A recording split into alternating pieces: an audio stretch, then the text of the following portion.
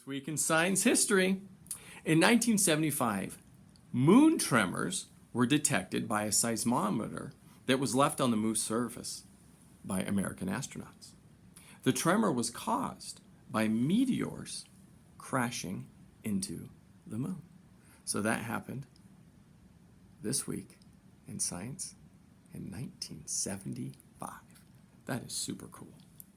Hello friends, it's Miss Mathemagician here, and today I have a little riddle for you to solve. Here it is. When Miguel was 6 years old, his little sister Layla was half his age. If Miguel is now 40 years old, how old is Layla?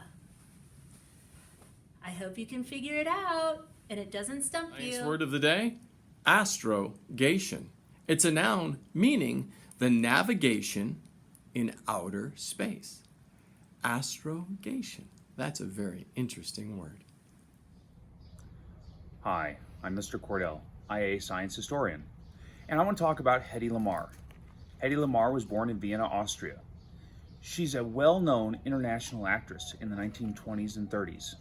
But most importantly, she's known for a patent she created in changing frequencies that led to secret military communications and eventually into the cell phone we all use today. Learn more about Hedy Lamarr. Friends, here's your mindset.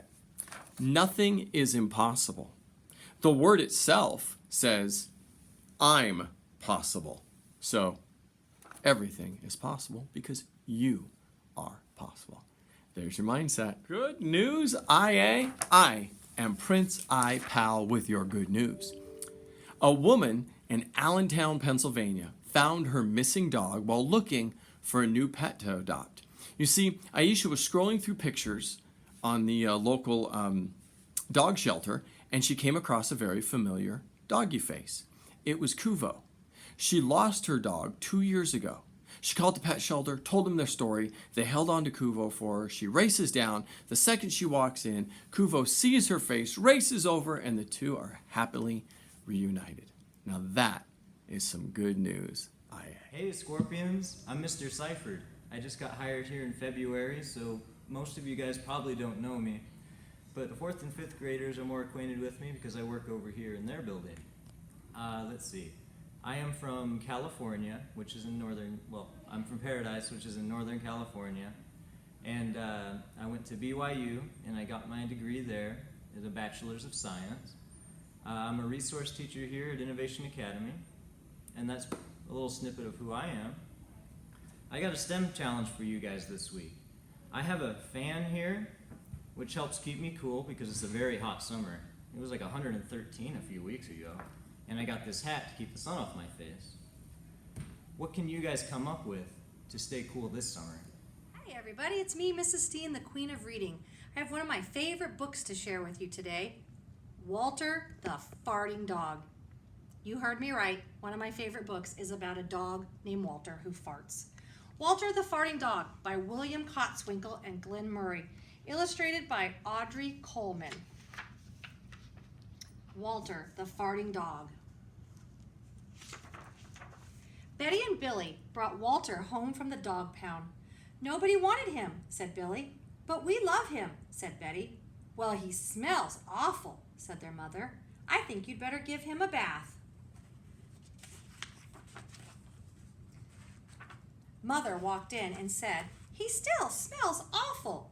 And that's when they got their first clue. The telltale bubbles in the water. He's probably just a little nervous, said Mother hopefully. His stomach must be upset. But Walter's stomach wasn't upset. Walter's stomach was fine. He felt perfectly normal. He just farted a lot. You can see here the fart gas is coming out of Walter's backside. He did it when he bathed. He did it when he played with Betty and Billy. He did it when he walked around the house.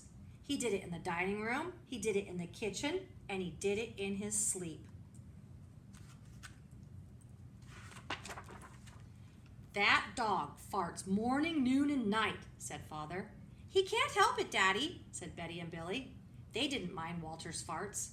So what if he farts? Billy said to Betty when they were alone in their room with Walter. Betty agreed. Walter agreed too.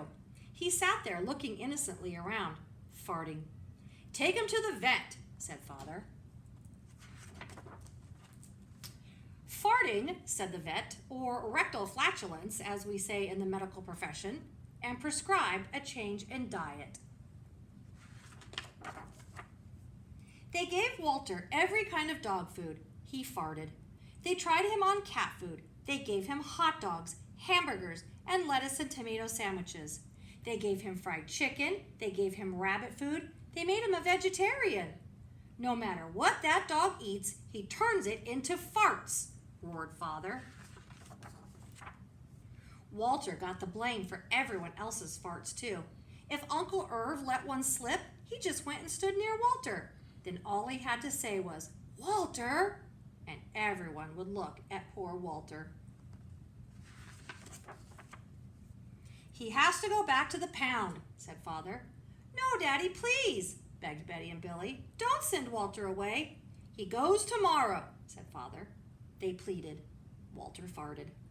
It was all over.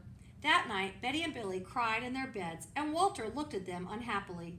"Oh, Walter," said Betty, "you've got to stop farting." "Because Father is going to send you back to the pound tomorrow," said Billy. Walter knew how serious the situation was. He'd never see Betty and Billy again. He resolved to hold in his farts forever. When Betty and Billy fell asleep, he walked down to the kitchen to see if there was anything around to eat. He managed to open the cupboard door with his nose and found the 25-pound bag of low-fart dog biscuits the vet had prescribed for him, which had made him fart more. Even though he knew they made him fart more, he couldn't resist. He ate the entire bag. "Very tasty," said Walter to himself. And then he went and lay down on the sofa. A gigantic gas bubble began to build inside him. "This is going to be trouble," he said to himself nervously.